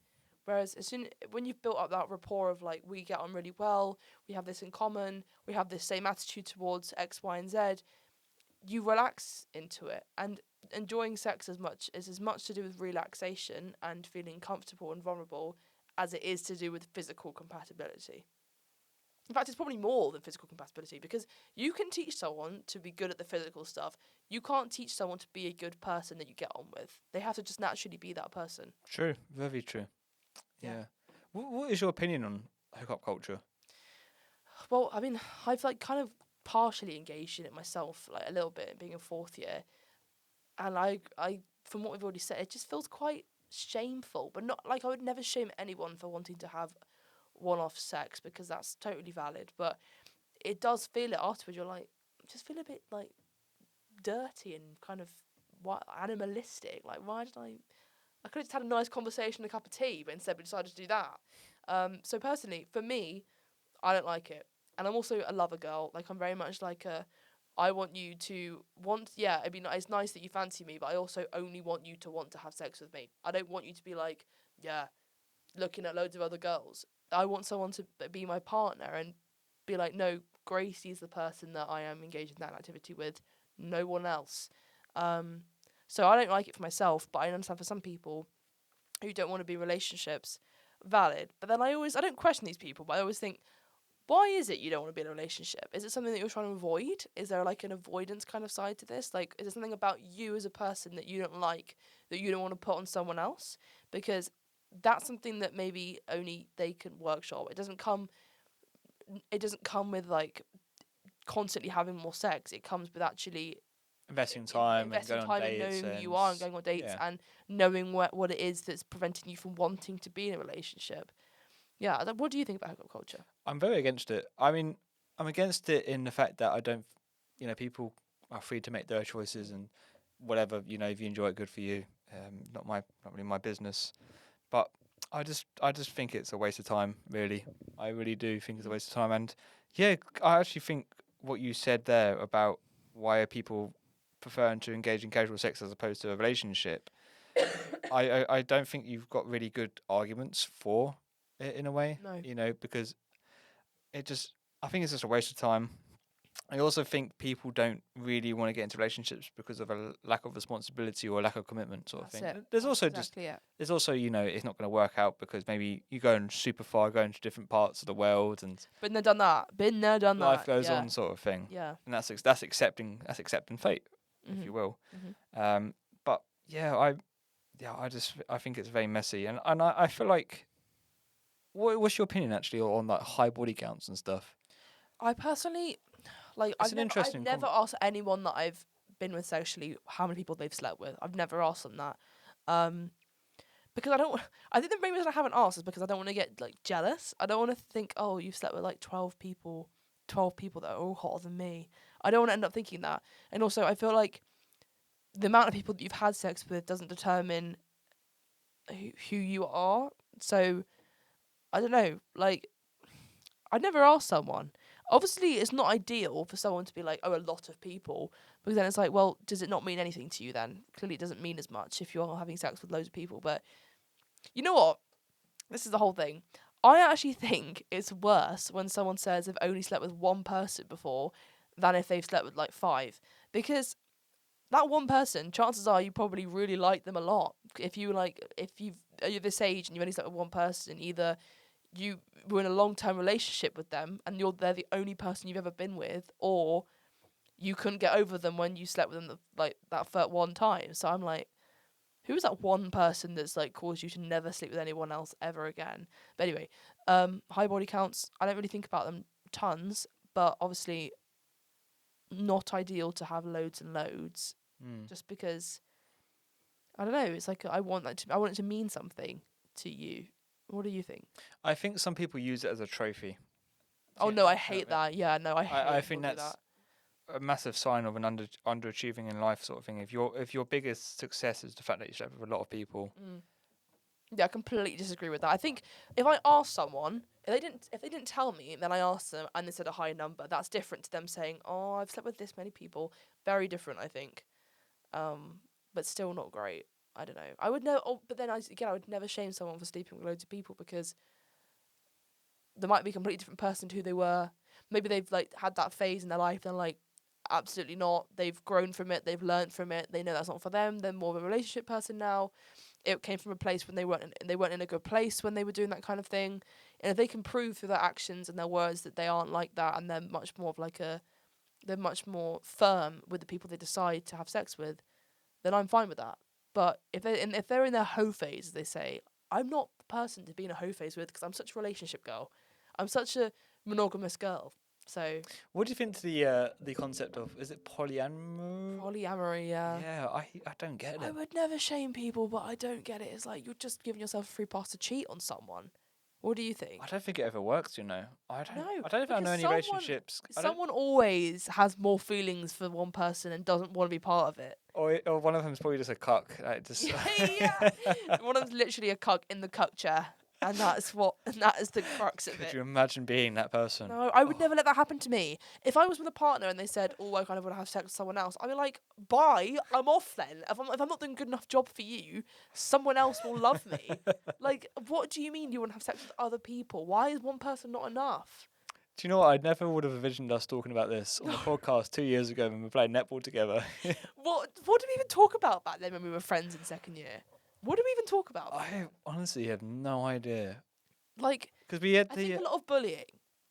yeah, definitely directed towards you. Yeah, yeah.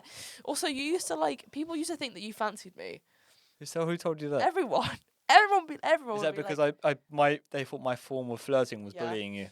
It was sometimes was quite flirty bullying. Like you said something about, what was it? Something about taking me out on a date or like being a boyfriend or something, and it was in the expose office and there was loads of people there, and they were like, when you left, they were like, Gracie, does he like you? Are you like talking? And I'm like, no, this is just him. Like this is just the way that he goes. Like he doesn't. That's nothing.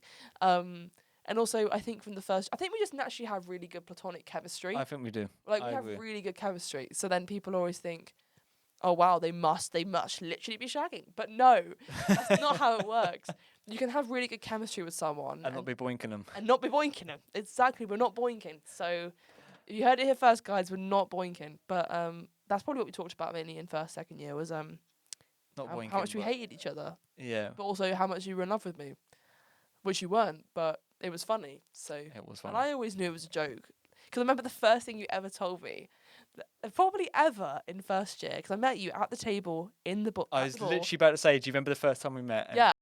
I was at the ball and we sat together and you said you were like hating on tall women. You were like, I would never ever date a person taller than me. BFG, awful, hate tall women, they can all go to hell. That's the first impression I got from you. Damn. I thought, didn't you also have like an impression of me when I used to sit at the front of the class or something? Yes. Oh my god. So we were in a we were in a lecture once and it was for English and film and all of that. And you this lecture theatre was huge. It was in Peter Chalk. It was one of the big ones in Peter Chalk. And everyone was sat in the last like 6, 7 rows. And you were sat right at the front. Right at the front. and you were just like, I've got a question, and like you'd constantly ask your questions, you'd answer all the questions they asked you. It was funny. I found it really funny, and then I remember like this was like the week after the ball. This is probably like actually it's probably more like in the second term of first year. And there was this whole like welcome back lecture, and you were sat at the front, and you're like looking at above, like around the room to see if you saw anyone, and then from the front where you were to right at the back where I was, you were like, and gave me like a huge wave, and I was like, oh my god, hi, hello, yeah, you know me, and it was just hilarious. Like you were so confident and full of life back then, and then I found out you were like 28 million years old. So. Do you know what my favourite joke you've ever said to me? I still remember this. I think you said it's gone. It was when I was walking through the expose office in second year to the XTV office, and you asked me how's my morning. I was like, oh, it was alright. You know, I skipped the gym. And you said to me, yeah, I can tell. I fucking pissed myself. Honestly, it was so goddamn funny. I think that's so funny. I just didn't expect it. I think for me, I've got a massive like sense of guy humour, like in terms of banter and insults sort of thing. And I just didn't expect it from you. Like when it came out, I was like, oh, that. Gracie, you've just hit the nail on the head. That was brilliant. To be honest, I love guy humour sometimes. I think most of the time I don't like deprecating humour, but I think with that kind of thing it's funny. And I knew that you liked that humour, so I was like, I'm just going to tell him that I could tell. I can tell he's got the gym, mate. It's pretty obvious. He's actually like falling apart laughing again. Yeah. I mean, there was lots of jokes like that between us in second year, weren't there? Yeah, there was. You came up to me. You constantly were coming up to me when I was in the expose office, editing the page, and you would just shake my chair so aggressively. Oh yeah, I did. For no reason. You just shook it. I think I looked at you more as like a sister. Yeah. And I had to like, because I have a sister myself, and I always have to like have this tendency to annoy her. Yeah. Do you know what? It's just she's just there. It's like she exists. She needs to be annoyed. Yeah. Yeah. I was just sat there trying to edit lifestyle. You know how it goes. And Tom Swanson would come up to me and shake the shit out of my chair for no reason, and then say something stupid like, "When are we going on a date?" and then leave. Oh yes! Oh Remember, shit! what was it you said? No, it was something like that. It was something like Holy shit! I didn't used to say that. Huh? I used to do. Yeah, I remember you saying that sort of stuff now. Yeah. As well, actually. And you say like, "Oh, do you need a boyfriend?" or something like that. And obviously, I would know it's a joke. But then like Josh and Meg would always be like, "Gracie, what's going on here? You two are very flirty." I'm like, "It's obviously a joke. It's obviously a joke." But I think to other people, it didn't seem that way. No. And eventually, over time, they were like, "Oh, yeah, okay, these two." And then, and then we went to the beach. And we went to the beach in the second year, and we dug a huge hole. But the hole was so big that the Coast Guard came and told us off. Didn't you bury Reese? Yeah. You buried someone in it. It was you and Sunwick that digged it, right? I remember Sunwick. Yeah, it was us, and then Annabelle, and you were in the hole. You got in the hole. Then you started throwing sand at me. Obviously, like wet sand, like, 'cause it was obviously we dug so far we reached water, so you threw wet, soggy sand at my face. As you do. And then the Coast Guard came over on his quad bike, and he was like, "Guys, did you hear about the person who died here last week?" And he told us about the story about the guy who had dug a hole, and then got in the hole, but couldn't get out of the hole, and the tide came in, and he died on Exmouth Beach. Oh shit! So then he was like, refill the hole right now. So then Reese started reading the hole, but we were like, he was like, we're gonna go, we're gonna miss netball, because we were going to netball that night. I remember. Yeah. And he was like, he got in the hole, and I swear to God, he sat down and he started going like a dog to scoop it all back in. We left him to it, and it was done in 10 minutes. And then we got on the train. Although some of us got in George's car. I also remember that because we were late and we had to keep delaying the match. And you guys said you were like really close. Yeah. You were like 20 minutes away. I know. And then Reese played netball in his Crocs and his trunks. Did he have I think some of us had a sunburn on our face. Yeah. Yeah. So Reese played it in his trunks and his Crocs. I played in my swimming costume. Obviously with clothes on top. I played in my swimming costume. And then loads of people were just barefoot. It was just kind of insane. Like, I just love netball. And there was that, I just still remember that one photo of you where you're just like sideways. Is that like and diving for the ball or something? But you're off the court. I've got no idea why you even bothered trying to get it. And you're like about to smash into some poor girl's like ribs. You're just swan diving for it. You were so like that. And then you throw the ball at my head on purpose. Do you remember that? I do actually. Threw it at my head on purpose. And I got my nose broken by a 6'7" man. Yeah, didn't we play a team called Dirty Dogs? Yeah, that Do was you- them. and- yeah, and didn't they? I remember they kept. Dirty Dogs. That's what they were called, weren't they? They were. And they literally played like Dirty Dogs. Like they kept pushing us about and stuff. I know. They were just so disrespectful. It was crazy. I still have that now because I still play netball now in Chimirral, and it's exactly the same. The boys are still really aggressive. I played against football the other day. We were playing against football, and the boys had just come back from the races. They were wearing chinos, but they had their like brogues on, so they weren't going to play in their brogues. So they don't want to ruin them. So they just played in socks. Oh, that's kind of cringe. Like, how's that not like your ankle? Surely your Achilles are really good. And chinos. Oh, daddy. Oh, Yeah, literally. Oh, yes. Oh, where's my baggy? Like that kind of vibe. Like, why? Like, just bring your shorts, bruv. Bring your shorts. But no, they didn't beat us, but they nearly did. But it was really embarrassing because they were getting the better of us. They were wearing socks. And I thought, playing in socks, like, where's your ankle support? Your Achilles are going to be shot. Your plantar is going to be shot. Like, your whole foot is going to be in agony, surely, after you finish playing in socks on hard ground. So I don't know how it works with men, but my feet would definitely be hurting after that. Yeah, I can definitely vouch for myself Painful at least, feet, yeah. and probably other men as well. Yeah. That would definitely hurt. And do you know what? I actually always look back on the second year, and I always think it's probably my favourite year of uni. Really? And that netball team had a huge factor towards that. Yeah. You know, I It absolutely was loved so it. fun. And obviously we've got a meet up in April. Do you remember in April? Yes. And do you remember the poker night where me and My you were God. teasing two of our friends? No, yeah, I remember. We won't say their names because we don't Yeah. want to reveal it sort of Yeah, thing. and But also it's over now. yeah. But it was kind of funny when we were leaving the house and we kept saying, "Oh, you're not coming with us," because we both knew what was going to happen. I know, but the thing is like We were such everyone- little shits. everyone knew because he was trying to keep it hidden who he liked. All it took was me and Annabelle in the round one day going, "Who is it?"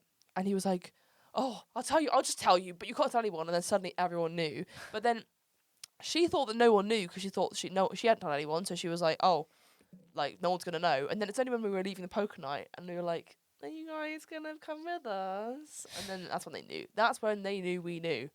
That was a very fun little like canon event. Was that relationship? Was that kind of like keeping it hidden, not keeping it hidden? By the barbecue we had in Second year. at George's house, it was all out the bag. And it was really fun. It was really nice. I love that. I loved the summer of second year for that reason, and also the soiree we had. Oh, that was amazing. Yeah, Yeah. it was Wow. really good. Yeah, Yeah, that was just such a good year. Georgia was great at making events. She was really good at like organising. We haven't got that this year. No one's like we haven't got an events executive, so we've got no one to. We have to do it all on our own. Tom Langley. Oh my God! Shout out Tom Langley. He does so much for X Media this year. He does the most of organising events. He's an incredible guy.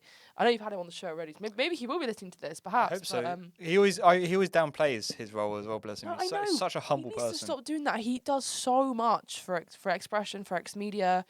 Like honestly, every single event so far this year has been organised wholly or at least partially by him. He just does such a good job. And he must be so busy as station manager, but then he manages to find time to do that as well. He doesn't get enough credit. He gets the credit from us, but he doesn't accept it. And I think he needs to accept his praise because he really deserves. No one deserves it more than him. No one.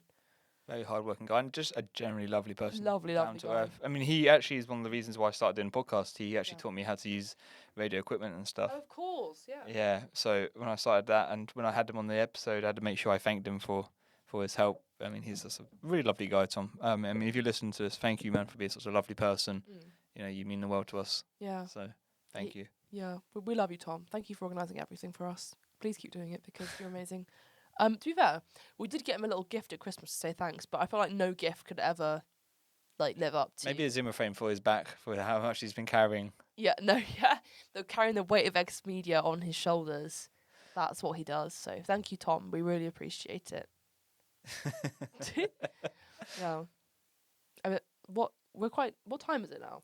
We've been almost an hour and 40. Oh my gosh. Did you hear my alarm go off earlier? Yeah. That was to signal an hour and 20. That was initially. How long is it normally? So it depends. Sometimes it's an hour, but normally after work I don't try to stay up too late. It's like just gone 7:05. So normally I try to keep it until about 6:30, 7ish. Normally, but if it's like a Saturday or Sunday, it's a weekend. I do like two hours. I mean, Really? the max that we can do is 2 hours because the SD card's on here.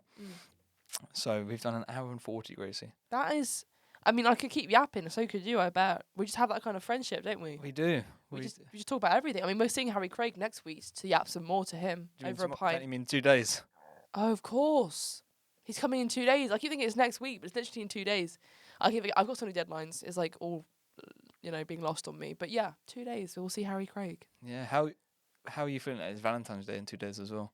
Oh, I just can't wait to see everyone posting their lovely, lovely relationships and, all these lovely things they're getting from their partners and all the, I love you so much. You're the best thing ever. And then I'm going to be like, eat my pizza with Harry Craig in my pajamas. Like, yeah, couldn't be me. That's a vibe though. Also, the thing I'm most scared for is the jump scare of potentially, I don't know if this is going to happen, probably not, but the jump scare of potentially, this is why I think about deleting social media, because the jump scare of seeing an ex-partner or situationship with a new person on Valentine's Day, the hard launch would probably send me into an early grave. Like, if you're listening, Mr. Canada, and if you have a girlfriend and you hard launch her on Friday, I'm not going to be happy with you.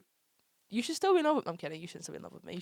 You should be moving on with your life. But it's just not the kind of thing you want to see, is it? Hard launching a new partner. I love the way you call it a jump scare, and I actually I felt that jump scare I think a month or two ago. Really? Why? So I actually somehow logged into the XTV Instagram, the old society I was a part of, and I remember I sort of scroll a little bit, and because Instagram, and I tell you what, Instagram is so good in getting you into scroll. Yeah. So I was scrolling on the Very XTV good. Instagram, and I refreshed the page, and guess what I see? Your ex. A picture of my ex and a picture of someone I dated. Together? Not as in like a romantic thing, but like a picture, like a not society ball romantic, sort of like- thing. And literally in that moment, I was like, "Well, that's me come off this Instagram." I literally logged out, deleted the login details, so I couldn't ever get back in. Really? Yeah, that was a jump scare and a half. I mean, don't get me wrong, I don't have any ill feelings towards either of them. I wish them both the best, but still, just to see that is just a jump scare and a half. Yeah. That I would literally hate that. The fact they were together is mad. Like, to be fair, I think the world is such a small place. I was talking about this the other day with my friends because like, it's just such a weird story. But I mean, it's different for you because obviously both of your exes go to Exeter, so it was bound to happen at some point. But it's weird because the world really is very small, and they always say, like, obviously you're only within like 6 separations or whatever it is from someone else. I met the Canadian man in Spain on Hinge when he was travelling from Canada. He was just there for a while. And I met him, and we have no mutuals, obviously, because he's from the other side of the world, essentially, right? He just lives in Toronto. He's just a random suburban Canadian man. Tell me why. I get back to Exeter this year, making some new friends, all of that, and I follow this new friend, who is like, well, she's a friend of my housemate, but now she's come around our house quite a few times, so I know her, so I now follow her on Instagram. The Canadian man and her have a third mutual follower. They have someone they're both connected to. And I'm like, I know that they don't follow each other, they follow a third man. But I'm like, how does that work? It just doesn't make sense. It makes no sense because scary. I just met him on a dating app, and he's from Canada, and I met him in Spain. Who is that third man? Like, who is he? How does he know the Canadian man? How does he know her from Exeter? And what's the connection? So, you can never find someone to date that knows no one. You will always find a connection with that person to someone you already know, always. Whether it's through 6 degrees of separation or by some miracle they already know that person, they will always be connected to other people in your life. And it's really quite scary to think of it like that. It is. It really is. Yeah, I don't like it. I saw it and I was like, I found the guy's Instagram because it said followed by 2 mutuals with him, and I was like, oh, who are the 2? I go on, his name, her name. I'm like, you 2 don't even know each other. She's my friend that is friends with my housemate. You're the man that I was seeing that lives in Canada. Where is the connection between you? So, trust me, jump scares can get worse than that. I promise. Well, I'm happy I didn't do the social media Instagram Yeah, stuff. I feel like, yeah. There probably would be more jump scares than I had envisioned. Definitely. Especially if it's all in Exeter as well, because Exeter is tiny. Yeah. And do you know what? Touch wood, I've so far not bumped into my ex at the moment, and that's weird. Like, I've still not bumped into her. But you know what's gonna happen? I'm probably bumping into her tomorrow or something. On the way out here tonight. I was reading about this the other day that apparently it's probably a load of rubbish, but like the whole universe thing of when you cut it off with someone, friend, family member, relationship, whatever, if they're not meant to be in your life, if they're meant to be gone out of your life, you won't bump into them again. It doesn't matter if you see them if you live in the same city or if you do similar things. If that person wasn't right to be in your life, you just won't bump into them again. You just won't do it. And, you know, it might be a bit of a sign if you were constantly seeing her in places that you like never seen it before, or like constantly, maybe that'd be a bit of a sign of like, maybe I should reach out. But I've heard that apparently, it's like they call it the absence theory. Once someone's gone out of your life and they're meant to be gone, they won't come back, even by accident. Wow. So maybe that's the case with you. Maybe that is. Maybe you'll never bump into her again. Yeah. I'm not gonna lie. Sometimes I do sort of dread. Dread. And I generally don't mean that in like a mean way at all. Like, I really don't. It's just that weird feeling that you get. Maybe it's an anxiety thing or like an awkward feeling that you get when you bump into someone that you've dated or something.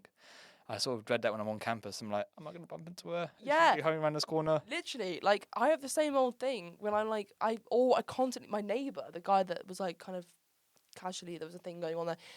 Whenever I see him, like, I constantly see him now walking back forwards to campus, on campus.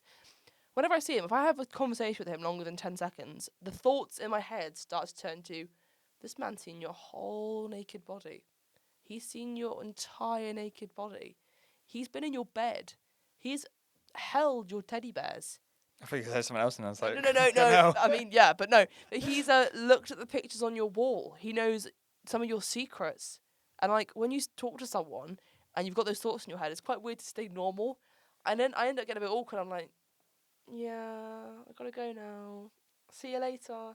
Because it's just like weird to think that person knows so much about you, and then they're not in your life anymore. So don't make it morbid though. Like there's nothing wrong with that. It's just that's just the way it works, I guess, isn't it? Yeah, it is. Yeah. It is. I think we should probably It's been a long time. Knock that on the head. If we'd had flown, like if we got on a flight and we'd flown for this long, we'd be in Spain by now. I could move back to Madrid this time. Maybe you can listen to this again when you're going to Spain. On my flight to Madrid. Yeah, to be fair, the only time I ever listen to these podcasts is when I'm editing it and uploading, and that's it. You never listen to it again. No. I'm not surprised, to be honest. It probably take a long time to listen to it. Yeah, you have to literally go through the entire thing, going through the footage and going through all the audio and then changing the camera angle, and it's a very tedious process. I can see why people who do podcasts have editors, because it saves them so much time. Yeah. Like hiring an editor. I mean, I haven't got the money to do that. Yeah. Which I did. It would be nice. One day, maybe. One day. Keep working at it. You'll get there. Yeah, that would be nice. That would be cool. Well, thank you for letting me come on today. Gracie, honestly, I've loved yapping. I've really loved having you on here and yapping with me as well. Yeah. We've both been yapping away We're for both almost good 2 yappers. hours. Yeah, I know. I always ask people who are guests on here, do they have any socials that they want people to follow you on or find you at? Or if not, no stress. You can follow me on like Instagram, I guess. If any of you want to follow me on Instagram, if you like my little words, what I've just talked about, my Instagram, you probably find me as just Gracie Moore. There's like an underscore and a full stop, and then Gracie Moore with 2 O's and more. LinkedIn, love a bit of LinkedIn. Professional connections is always helpful. Other than that, no. I'm not gonna start giving you like my fax address or anything like. But yeah, no. I mean, I'm Gracie Moore, like everywhere. So find me if you want. That's quite a nice thing to ask people, I think, to do that.